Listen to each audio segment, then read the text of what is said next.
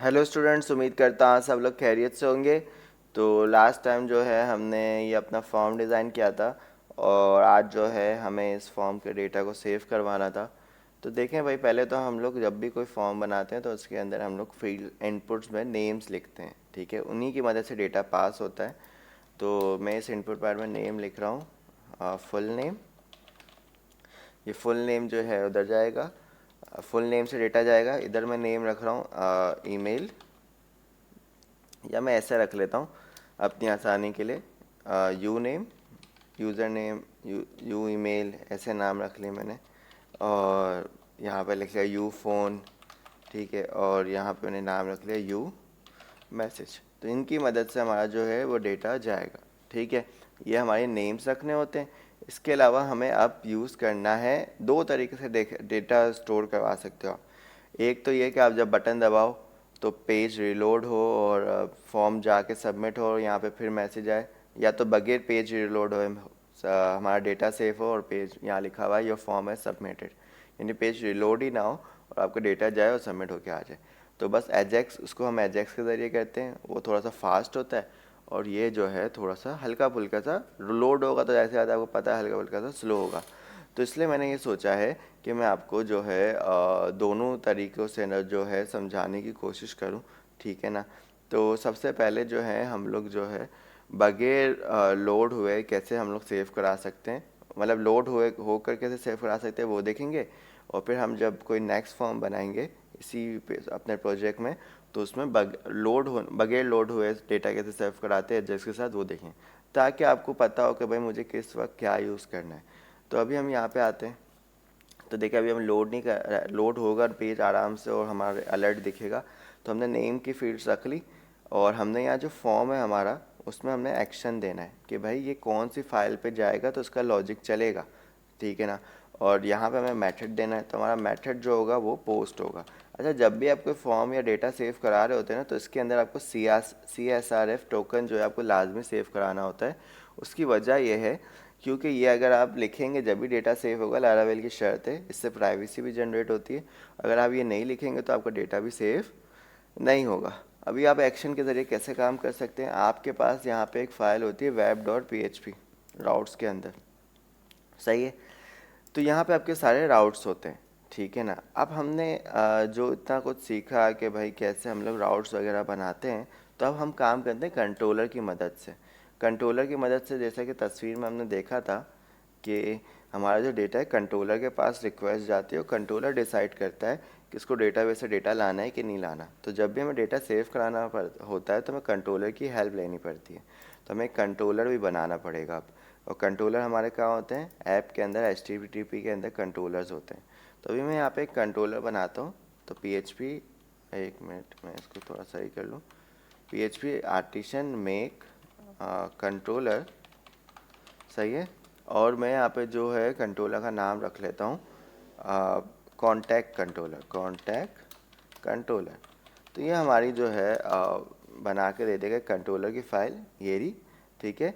तो ये हो गया। अब हमें राउट कैसे बनाना है इसका, हम बोलेंगे राउट, सही है। और हमने यहाँ पे दिया, हमने यहाँ दिया पोस्ट मेथड। पहले हम लोग गेट मेथड इसलिए लेते जब डेटा हमें बगैर उसके लाना हो।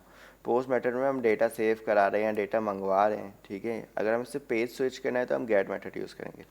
पोस्ट मेथड यहाँ पे हम स्लैश में बताएंगे हमारे यूआरएल क्या, तो मैं बोलूँगा सेव कॉन्टैक्ट, स्टोर कॉन्टैक्ट, ऐसे बना दिया मैंने। स्टोर कॉन्टैक्ट हमारा यूआरएल हो गया, ठीक है। आगे हमें देना होता है अपने उसका नाम, क्या बोलते हैं, कंट्रोलर का नाम देना होता है। तो हम यहाँ पे ब्रैकेट देते हैं और यहाँ पे हम लोग कंट्रोलर का नाम देते हैं, कॉन्टैक्ट कंट्रोलर। तो कॉन्टैक्ट कंट्रोलर, ये देखिए मेरे सजेशन आ रहा है तो मैंने कर दिया, ठीक है। अब मुझे बोलूँगा इसकी क्लास सिंपल सी। अब इसमें बताएंगे भाई कौन सा फंक्शन आप इसके अंदर चलाना चाहेंगे। तो मैंने बोला मैं स्टोर नाम से फंक्शन चलाऊँगा। इस कंट्रोलर का मैं नाम भी रख सकता हूँ, ठीक है। अगर मैं ऐसे नाम रखना चाहूँ कि भाई इस कंट्रोलर का नाम है स्टोर कॉन्टैक्ट, तो वो ऐसे आ जाएगा, सही है। तो इस तरीके से, तो ये हमारे पास हो गया। तो ये हमने अपना राउट बना लिया कि भाई कॉन्टैक्ट कंट्रोलर में मैं जब भी कोई बंदा इस लिंक को टारगेट करेगा तो कॉन्टैक्ट कंट्रोलर में स्टोर नाम का फंक्शन चल जाएगा, ठीक है। अब स्टोर नाम का फंक्शन बना लेते हैं, यहाँ पे बना हुआ नहीं है तो हम यहाँ लिख लेते हैं पब्लिक फंक्शन, सही है। और यहाँ पे हमने स्टोर नाम का जो फंक्शन है वो बना दिया, सही है यहाँ पर। और हम लोग आगे जाके इसमें अपना जो सारा काम है वो करेंगे, ठीक है। तो अभी हम लोग यहाँ पे अगर देखें हमारे पास कहाँ चले गया स्टोर साइड, कहाँ गया हमारा कॉन्टैक्ट नहीं, इसको बंद करते हैं। कॉन्टैक्ट पेज हमारा नहीं है, ये है, इसको बंद करते, ये रहने देते हैं, ये दोनों बंद करते हैं। एड होम बंद करते हैं और वेब ये। तो ये तो हमने काम कर लिया। अब हमारी जो कॉन्टैक्ट वाली फाइल है, ठीक है, अब यहाँ पे हम बताएंगे अपने राउट। तो हमने यहाँ पे राउट लिखा और हम यहाँ पे वो देंगे जो हमारे राउट का नाम है। हमारे राउट का नाम क्या है? Store dot contact. तो हमने यहाँ पे लिखा स्टोर डॉट कॉन्टैक्ट, यानी जब भी हम इस फॉर्म को सबमिट करेंगे तो वो स्टोर डॉट कॉन्टैक्ट पे चले जाएगा। और जैसे वो स्टोर डॉट कॉन्टैक्ट पे जाएगा तो ऑटोमेटिक कॉन्टैक्ट कंट्रोलर का अंदर स्टोर नाम का फंक्शन चल जाएगा, जो कि यहाँ पर मौजूद है, ठीक है। अब इसके अंदर का जो है हमें कोड करना है, ठीक है। तो हम लोग यहाँ पे देखें डेटा नाम का हमने वेरिएबल बनाया, सही है, इक्वल टू हमने यहाँ पे रिक्वेस्ट। अब ये जो रिक्वेस्ट फंक्शन है ना, ये हमारा डेटा लेकर आ रहा है। अब देखिए हमारा जो डेटा आ रहा है वो हमें पता है कि वो वहाँ से आ रहा है। तो हम यहाँ पे क्या करते हैं, डॉलर यहाँ पे लिखते हैं डॉलर रिक्वेस्ट। तो यहाँ पे रिक्वेस्ट लिखते हैं और यहाँ पे डॉलर रिक्वेस्ट लिखते हैं हम लोग, क्योंकि हमारा डेटा जो है पोस्ट मेथड के ज़रिए आ रहा है तो वो इसी वेरिएबल की मदद से आ रहा है, ठीक है।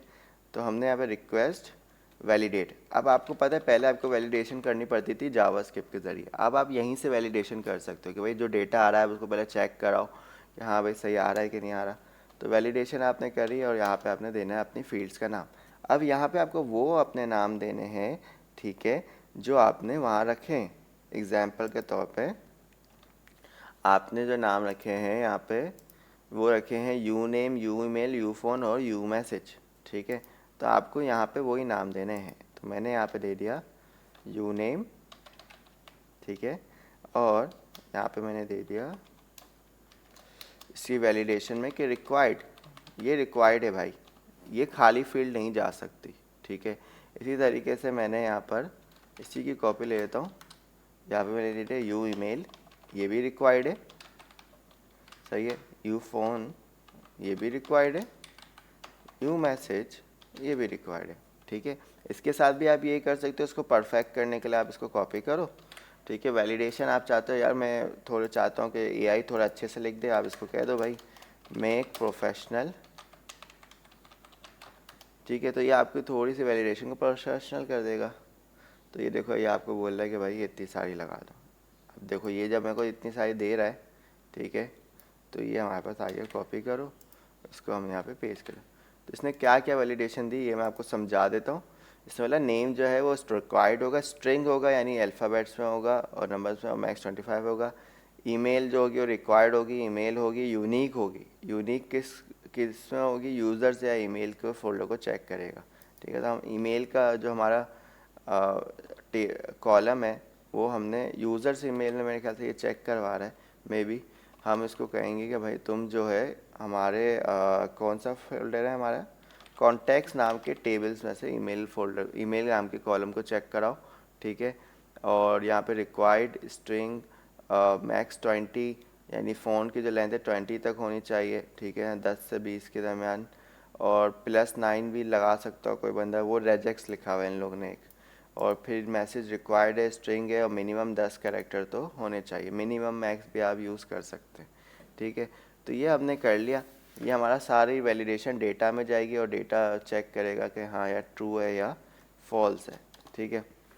अब हम क्या करेंगे, तो हम लोग अब इसको स्टोर कराएंगे। तो हम अपना contact equal to new contact करेंगे। हम वैसे एलोकेंट यूज़ कर रहे हैं अभी, तो हमने कॉन्टैक्ट नाम का अपना मॉडल को मंगवाया। अब देखो मॉडल है ये कॉन्टैक्ट क्या है, मॉडल है। मैं इसको यूँ कर दूँ आपके सामने, तो ये ऊपर ऐड हो गया। मॉडल है तो मॉडल आपको पता है ना डेटाबेस से कनेक्ट करने में हेल्प करता है, तो हम कंट्रोलर की मदद से डेटाबेस से कनेक्ट हो रहे हैं और हम बता रहे हैं कि भाई ये कॉन्टैक्ट टेबल से हम कनेक्ट हो गए, अब हमें डेटा सेव कराना है।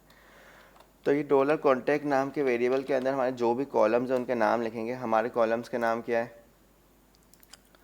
हमारे कॉलम्स के नाम है नेम है। आईडी में तो डेटा पास नहीं करेंगे, वो तो ऑटोमेटिक हो जाएगा। तो नेम हमने बोला नेम इक्वल टू, और हमारा जो वेरिएबल है जो वहाँ से आ रहा है, ठीक है ना, तो उसका नाम है डॉलर डेटा, ठीक है, यू नेम। सही है, तो ये यू नेम आ रहा है हमारा, क्योंकि इसमें देखिए हमने इस तरह से पास कराया ना, तो इसी तरीके से तो हम ये यू नेम ईमेल फ़ोन इन्हें खुद ही दे दिया, हाँ, तो हमें मसला नहीं हुआ। और फिर डेटा कॉन्टैक्ट सेव, तो देखो ये सारे वो कॉलम के नाम हैं जो यहाँ पे मौजूद है, और ये वो वाले सारे कॉलम के नाम हैं, मतलब ये सारे वो नेम्स हैं जो कॉन्टैक्ट फॉर्म के ज़रिए आ रहे हैं, मतलब जो जो डेटा आ रहा है इन कॉलम में पास हो रहा है, और एंड में हमें सिर्फ सेव लिखना है, कॉन्टैक्ट सेव, तो हमारा डेटा सेव हो जाएगा। ठीक है, इसके वाला हम लोग क्या करते हैं कि इस फॉर्म को रिटर्न, फंक्शन है तो रिटर्न तो करवाना पड़ेगा, तो रिटर्न करवाना पड़ता है हमें। तो हम लिखते हैं, ये कहाँ चले गया है, एक मिनट, तो इसको लिखना पड़ता है, मैं रिटर्न, कैप्स लॉक ऑन है, तो हमें लिखना पड़ता है रिटर्न। और रिटर्न करके हम लोग क्या करते हैं, रिटर्न करने के बाद हमें रीडायरेक्ट करना पड़ता है इसे कि ये किस पेज पे जाए। ठीक है, तो हम लोग अपने रीडायरेक्ट कर देते हैं यहाँ पे। हमारे वेब में हमने बताया था कि हमारे कॉन्टैक्ट मी, अच्छा कॉन्टैक्ट मी नाम का हमारा यूआरएल है, तो यहाँ पे लिखेंगे सिंगल कॉमर्स कॉन्टैक्ट मी, ये कॉन्टैक्ट मी वाले पेज पे चल जाए विथ अलर्ट, तो विथ अलर्ट के लिए हम भेजते हैं विथ, सही है। और यहाँ पे हम बताएंगे कि इसकी जो टाइटल होगा वो क्या होगा, तो हमारे सक्सेस नाम से जाए और साथ में लिखा हुआ हो your message has been send successfully. ठीक है, तो ये हमारा होगा। तो फंक्शन जो भी होता है हमारे पास यहाँ पे रिटर्न होता है, तो हमें बताना होता है कि अच्छा ये सारा काम हो जाए तो फिर ये कहाँ जाए, कौन से पेज पे जाए, तो हमने बताया कॉन्टैक्ट मी, यानी मैं कॉन्टैक्ट पेज पे चले जाए विथ एक अलर्ट। ठीक है, तो अभी हम चेक करते हैं कि हमारा काम चलता है कि नहीं चलता। आएंगे, मैं अब एक नया डेटा डालता हूँ अहमद, और यहाँ पे लिखता हूँ ahmed@gmail.com, सही है। और यहाँ पे फ़ोन में लिखा जावे, नंबर रहेगा यहाँ पे, ठीक है। और यहाँ पर जो है, यहाँ पे सेंड करा, तो ये वापसी इसी पेज पर आ गया। ठीक है, अब जब हमारे पास ये with success your message has been send successfully, तो इसको जो है हम लोग एज अ अलर्ट यूज़ कर सकते हैं। ठीक है, तो जब हम लोग अपने कॉन्टैक्ट वाले पेज पे आते हैं और यहाँ पे हम लोग सपोज टू भी कोई अलर्ट शो करते हैं, ठीक है ना, तो फिर हमारे पास होता है देव डॉट, मैं अलर्ट बॉक्स नाम से बना लेता हूँ, तो इससे क्या होता है कि हमारे पास जो है हम यहाँ पर अलर्ट बॉक्स यहाँ पे शो कर सकते हैं। अब हमारे पास जो है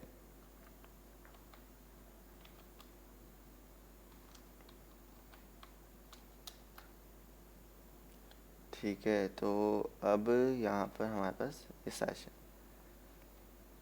अब यहाँ पे इफ़ में हम लोग सेशन सक्सेस यूज़ करेंगे और यहाँ पे अपने सेशन सक्सेस के वेरिएबल को यूज़ करेंगे, तो ऑटोमेटिक जो भी अलर्ट होगा वो यहाँ पर शो हो जाएगा। मैं इधर रिफ़्रेश कर दूँ, क्योंकि हमने सक्सेस नाम से डेटा भिजवाया था ना उससे। तो अभी आप यहाँ पे देखें तो 031634387, और यहाँ पे जब मैं सेंड मैसेज करूँगा तो your message has been send successfully, तो ये जो हमारे पास होगा सेशन सक्सेस, तो यहाँ पर जो है हमारे पास इस तरीके से, कहाँ चले गया भाई, ये रहा। तो विद सक्सेस के ज़रिए हमने ये मैसेज भिजवाया, और सक्सेस जो है टारगेट करेगा वैल्यू को, और यहाँ पे हमने अपना डेटा जो है वो शो कराते। तो इस तरह से हम अपना फॉर्म सबमिट कर सकते हैं और अपना डेटा दिखा सकते हैं। उम्मीद करता हूँ ये वीडियो आपको पसंद आई होगी, और पसंद आई तो ज़रूर लाइक, सब्सक्राइब और शेयर करें।